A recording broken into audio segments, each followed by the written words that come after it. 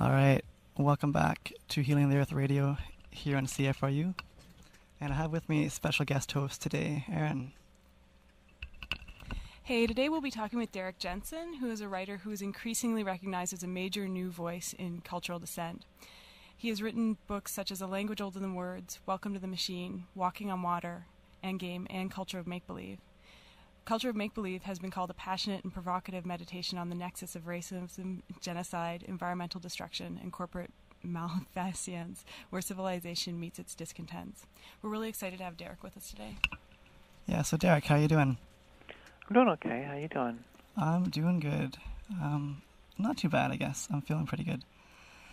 And maybe just to begin, we'll open it up wide, let you introduce yourself. And the first thing we were thinking of asking you was if you can perhaps tell us a bit about the progression you've made in your major works with Language Older Than Words and Culture Make Believe and now Endgame.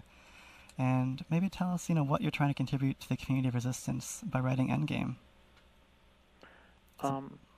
Yeah, that's a really good question.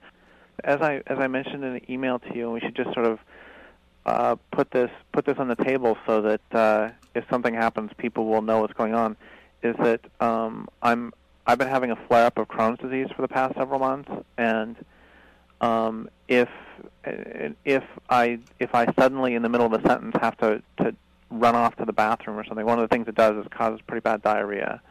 And if I suddenly have to run off to the bathroom, then y'all can just chat for a second. I'll be right back. No problem.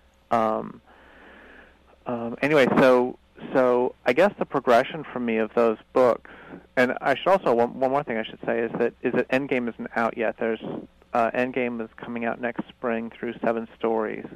It's going to be in 2 volumes. Anyway, the progression would be, in a lot of ways, language is. A Language Older Than Words is about how you make yourself sane in this insane culture, and then Culture of Make Believe would be if you once you see that once you do sort of make yourself sane, and you look around, what do you see? And then Endgame would be, so what are you going to do about it? And the fundamental premise of Endgame, or I guess there's several premises, of course. One of them is that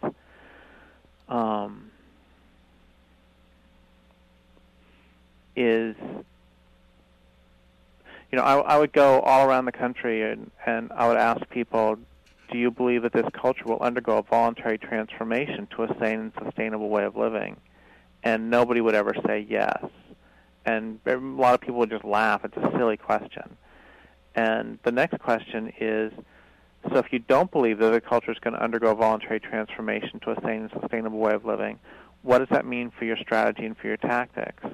And the answer is we don't know. And one of the reasons we don't know is because we don't talk about it. And one of the reasons we don't talk about it is because we're all so busy pretending that we have hope and pretending there's going to be this magical transformation. So in the meantime, we'll just do all this little stuff, but frankly, the stakes are way, way too high for that. This culture, the dominant culture, is killing the planet, and the question becomes once again, what are you going to do about it? Mm-hmm. I was wondering, I just want to throw a little quote from your book at you. When I bring up the faults in the government, capitalism, techno-industrial complex, or the culture as a whole, many people get extremely defensive, as if I just insulted their mother. And how do we as activists deal with this defensiveness in our communities? And in general, what do you think about that? I think that there's 2 parts to that. One is that on one hand, a lot of people, I guess, do get really defensive. We can deal with that. And another, there's on the other hand, there's a lot of people recognize increasingly. I mean, it's hard to not recognize that this culture is killing the planet. I mean, take any sort of measure that you want. I mean, 90% of the large fish in the oceans are gone. There's 6 times more plastic in the oceans than there's phytoplankton. Phytoplankton populations are collapsing. And when you mess with a phytoplankton, it's really all over. I ask people, so how many of you have had someone you love die of cancer? And 70 to 80% of the people say yes. And I mean, cancer is a disease of civilization and caused in great measure by the toxification of the entire environment. I mean, it doesn't take a genius to figure out that. I mean, who's the idiot who first thought of putting poison on our own food, in terms of pesticides? It's just crazy. And, here's something else I just read the other day. This isn't in the book, but it just makes perfect sense that governments, of all the money spent in all the world, that's governments and individuals, of all the money spent, there's more spent on the military than there is on every other thing in the entire world combined, which means that, in this case, those in power are spending more to kill others than on everything else combined. Okay, and if you drop off the military, then if you just leave that money out of the picture, then the next big things that the money is spent on are by people and governments of the world are tobacco, drugs, and alcohol, which means that the second thing, and that's more than everything else in the world combined, which means that the first thing they're doing is killing others, and the second thing they're doing is killing themselves. And that's really really messed up. And so my point is that there is increasingly suffusing public consciousness. I just read Margaret Atwood's Oryx and Crake. I finished it a couple days ago, and so anybody who's going to read that book in the very near future, shut your ears for a second because I'm going to have a spoiler. But unless I'm misunderstanding that book, it's in many ways a not unsympathetic portrayal of someone who wants to kill every human on the planet, the character Craig, and it's all because humans are killing the planet. And my point is that that's a national bestseller, it's an international bestseller, and it's suffusing. This knowledge that things are very, very, very wrong is suffusing. And I want to be clear that I'm not saying that we should, kill every human on the planet. I'm not saying that at all. Those in power are doing that very well. Thank you very much. What I'm saying is it's suffusing public consciousness enough to make that sort of book possible. And that's an extraordinary, extraordinary thing. Okay, having said that, there is this denial that we do bump into sometimes, and my response actually to the denial a lot of times is to simply talk to someone else, because there are so many people who, we have to, the time is short and we have to choose our audience and audiences. And so if I talk to somebody who then says, how can you possibly say that humans are killing the planet? It's like, I'll give the quick speech on that. It's like choose your at what point will you finally allow that? Will it be when the salmon are gone? Will it be when the passenger pigeons are gone? Will it be when the Eskimo curlews are gone? Will it be when every mother on the planet has dioxin in her breast milk? Give me a threshold at which you'll finally say that. And if none of that works, then I recognize that I'm talking to someone who is a fundamentalist, and I'll just go talk to somebody else. I've been attacked a few times in my career. In fact, I just got a rejection letter from Sierra Club Books on my zoo book because they said that book is a tirade, and it really. The rejection is part of a writer's life, and that's all.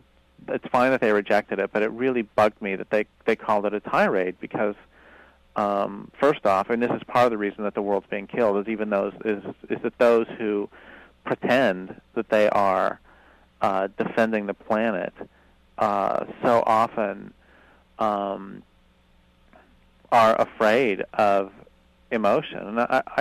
And this came through my agent, so I didn't have any contact with the editor at all. But if I would have been in contact with him, I would have said the same sort of thing. It's like, wait a second, at what point will you finally allow that someone can be outraged? I mean, if you go to a zoo and you see these, grizzly bears who've been driven insane by incarceration, and you see all these other horrors that are perpetrated on these animals, then, at what point are you actually going to speak out strongly? And the point here is that another thing they said is that we don't think this book is going to convince anybody. And basically, if presenting the facts in a strong fashion is not going to, the book's not a tirade, by the way, if presenting the facts in a strong manner is not going to convince somebody, then that person can't be convinced. And the whole thing I started with is that I don't write for fence sitters. I write for people who already recognize how messed up things are, and I want to give them courage and push them harder, as other writers have done for me. And actually, I need to run to the bathroom. So can we talk again in just a second? Of I'll course. stay on the phone. I won't stay on the phone, but the phone, I'm not going to hang up or anything. Okay. Okay, I'll be back in a second. So this is a quote that was written in Endgame, but it's actually from Ward Churchill, an amazing activist. And he says, "What I want is for civilization to stop killing my people's children. If that can be accomplished peacefully, I will be glad. If signing a petition will get those in power to stop killing Indian children, I will put my name at the top of the list. If marching in a protest will do it, I'll walk as far as you want. If holding a candle will do it, I'll hold two. If singing protest songs will do it, I'll sing whatever songs you want me to sing. If living simply will do it, I will live extremely simply. If voting will do it, I'll vote. But all those things are allowed by those in power, and none of those things will ever stop those in power from killing Indian children. They never have, and they never will.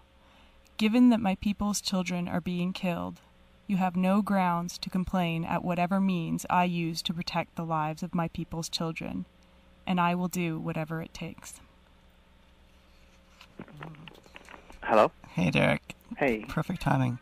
We just read the quote from Ward Churchill, Uh-huh. and I wonder if you can maybe talk a bit about that, and as well, perhaps, can you share with us your insights? This is two questions in one, but can you share with us your insights from your exploration of the similarities between abusers in personal relationships and abusers in the dominant culture at large, and share with us what this means in terms of our strategies and tactics? Okay, sure. So you wanted me to not talk about the Churchill quote, or you want me to talk about that first? There's a bit of crossover. If you could talk about that first, maybe, and work into the second one. Okay. By the way, can you hear that in the background? That's my cat wants to be part of the interview. Right on. Welcome. Anyway, by the way, also, Crohn's disease is a disease of civilization. I don't know if you know that, but nobody knows really what causes it, but it's very, even if you set aside the people who don't, I mean, the increased ability of sort of high tech to detect Crohn's disease, if you set that aside, as countries industrialize, the rate of Crohn's disease goes skyrockets. So it's clearly something having to do with either industrial, toxification of the environment, or industrial diet, or something. Anyway, so far as the Ward Churchill quote, that's, I got into an argument not very long ago with someone when I said that the only measure by which we will be judged by those who come after is the health of the land base. And he got really offended and said, no, and people are really going to care primarily about how we get there. And so, we need to, and he was pretty much a pacifist and was saying, we need to how we get to where we're going is more important than the place to which we end up. And I said that's not true. What people are going to care about 30, 40, 50 years from now is whether they have food to eat, and whether they have they have water to drink, and whether their children are born with depleted uranium induced birth defects, and we can all move toward this really groovy eco-socialist utopia, and on a planet with runaway global warming, it's not going to matter. I mean, the people ask me, "What do you want?" I mean, that's a big part of our problem as members of, as not members, but as part of the resistance or part of the revolution or part of whatever we want to call it. A lot of us don't really know what we want. I mean, that's a problem with a lot of, especially mainstream environmental organizations. It's like, what do you want? Do you want smaller clear cuts? You want fewer clear cuts? You want clear cuts that are only where you don't see them? What do you want? You want to have your car and a planet that is only slightly, less toxic than this culture's making it. And I'm actually really clear on what I want, and what I want is to live in a world that has more wild salmon every year than the year before. And I want to live in a world that has more polar bears every year than the year before. And I want to live in a world that has more migratory songbirds every year than the year before. And, we can go through whatever you want. It's like those are just representative. They're not just representative. They are themselves. And in addition, they're stand-ins. And they're not stand-ins because, once again, the salmon are the salmon. And I want to live in a world that has more wild salmon. And at the same time, I can't go through and list, every single plant and animal and fungi that I care about. I want to live in a world with more wild nature every year than the year before, including wild humans. And I'll do whatever it takes to get there. That really is the only thing that matters. And I'll do whatever it takes to get there. And so once again, if holding candles and praying will do it, sure. But I don't believe that holding candles and praying is going to cut it. And so that's one thing. Oh, and another thing, before we go to the abuse stuff, there's something else I want to talk about from Endgame that I think is pretty fundamental. And in a language older than words, I looked at how the culture is really irredeemable from a personal perspective. That one of the fundamental theses of that book was that we have an entire culture that's suffering from what Judith Herman would call complex post-traumatic stress disorder. And PTSD, post-traumatic stress disorder, is something that happens if you are if you're traumatized severely once or a few times, you may get PTSD. So, and one of the things that will happen is that you become leery of those things that affected you, that hurt you so badly. So, for example, a woman who is raped in a certain make and model of car, afterwards, if she sees that type of car, she may tighten up. Or I had a cat who died not very long ago, and maybe a month ago. And when she was a kitten, one time, I don't know if you ever do this, but sometimes I'll put my finger out, and then the cat will come up and touch her nose to your finger. And one time she happened to do that, and I happened to have accidentally been shuffling my feet on the carpet, and so she got an electric shock. And so for probably 3 or 4 years after that, if I ever put my finger out at her, she would bat at my hand. And that's a pretty classic PTSD thing, that I wasn't going to, or the great Mark Twain quote about how a cat who has sat on a hot stove will never sit on a hot stove again, but also never sit on a cold stove. So there's just so many examples. We all heard, the Vietnam War vet who hears a car backfire and, stiffens up and drops or something. And those are all PTSD. And then Judith Herman asked, what happens if you weren't traumatized once or twice or 5 or 10 times, but instead you were traumatized? Oh, and here's another example of the PTSD is that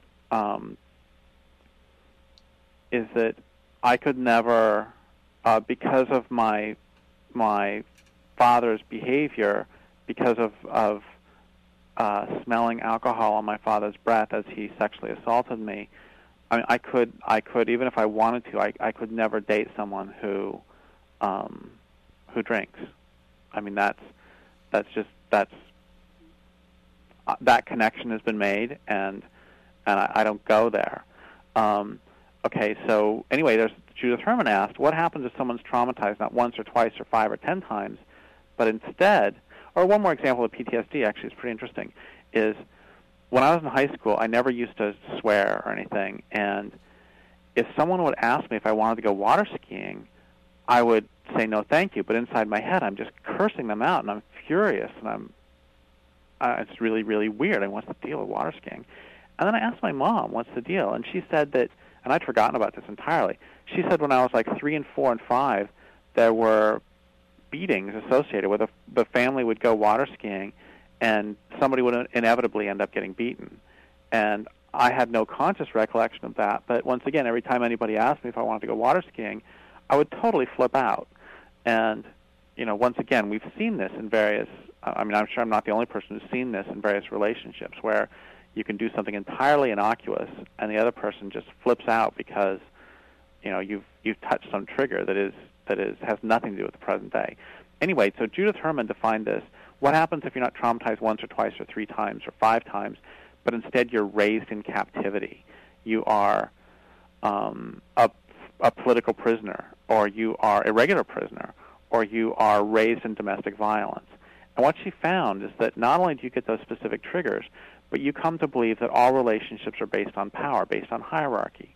You come to you come to experience that mutuality is not possible. Relationships end up scaring you very much. You could end up an extremely controlling person because if everything around you can hurt you, you need to keep everything under control. You need to control it because, my God, it could come after me.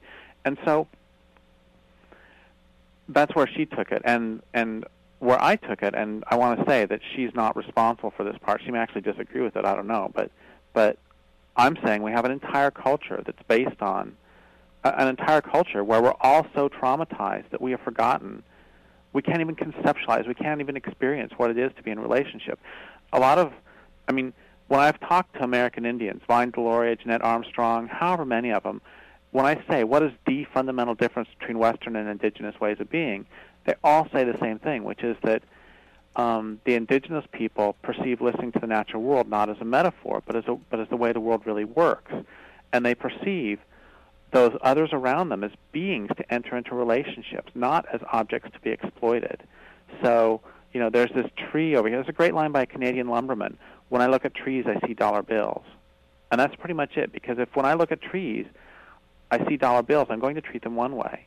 If when I look at trees, I see trees, I'll treat them differently. And if when I look at this particular tree that I see right now, I see this particular tree that I see right now, I'll treat it still differently.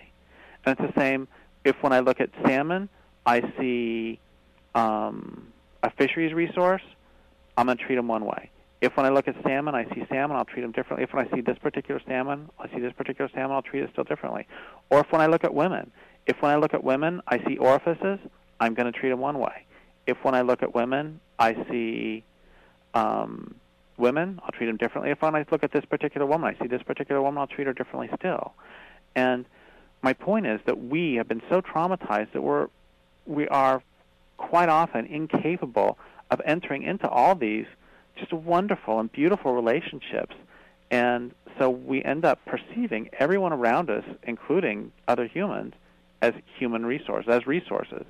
And that has really strong effects. We come to believe that all life is based on this hierarchy of power and that we are somehow at the top. Or actually we're not. There are those above us who do violence to us, and then we do violence to those below us. And so that's all part of what happens when we're raised in this entire culture that's so traumatized that we can't enter into a relationship. That was language. Culture make-believe basically takes that a step further, extends that outward.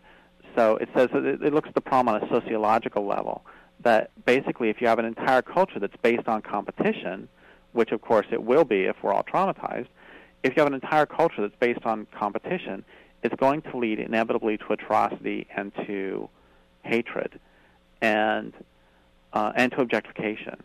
And so in the new book, and so that culture make-believe is how the entire culture is irredeemable as long as we have this system of social rewards. It's great. The anthropologist Ruth Benedict asked, why is it that some cultures are really very peaceful, and they treat women and children well, and they are very synergistic, and they're very people are generally really happy, and why in some other cultures are the cultures very warlike, and that's not to say the peaceful cultures can't have war, but it's an entirely different form of warfare. Anyway, this was really a lot more like play than anything else. And with these other cultures that have the really sort of nasty war, and that have that treat women poorly and that treat children poorly, and that have a lot of competition, what is it that separates them? Why is it that there's this there's this divide? And she said, is it race? No. Is it patrilineality or matrilineality? No. I always thought the patriarchy was the root of all evil, but it's not. It's only like the root of half of all evil. Is it the wealth or poverty of the culture? No. Is it the house size? No. And she finally came up with one really simple rule. That is, the cultures that are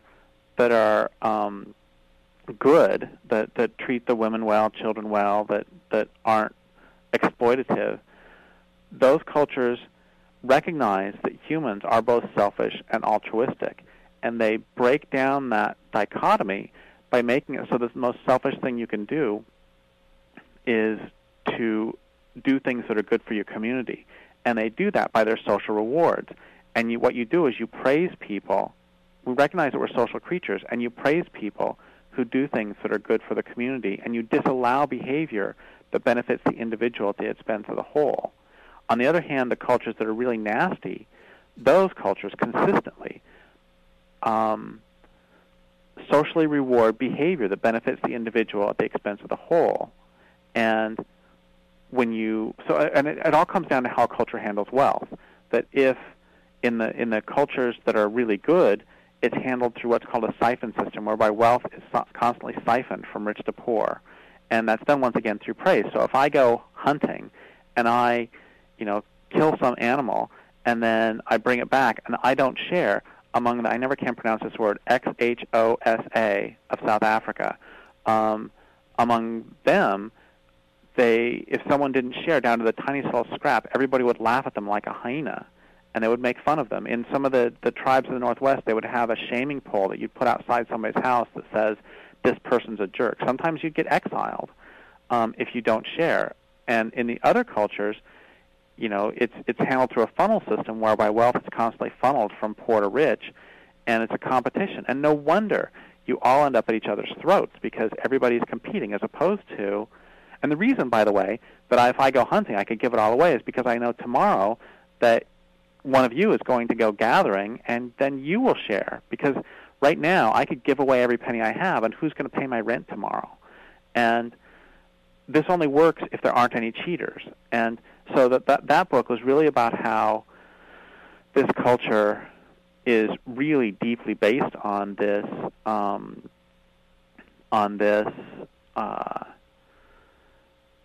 competition, and how that leads to these horrors, and how the end point of this culture is apocalypse. And then in Endgame, the way I approach this is I talk about how it's irredeemable on a straight physical level.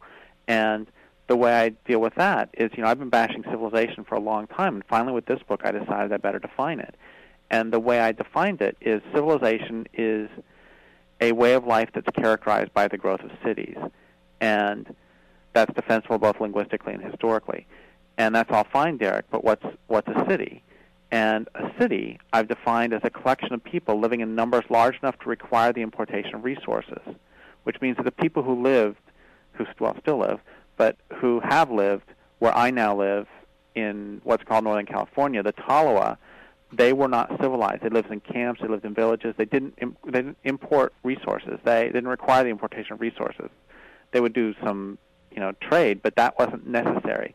They ate salmon, they ate elk, they ate huckleberries, they ate clams, they ate sea lions, they ate blackberries, they ate what the land gave them willingly, and they lived here at least 12,500 years, if you believe the myths of science. And if you believe the myths of their culture, they lived here since the beginning of time.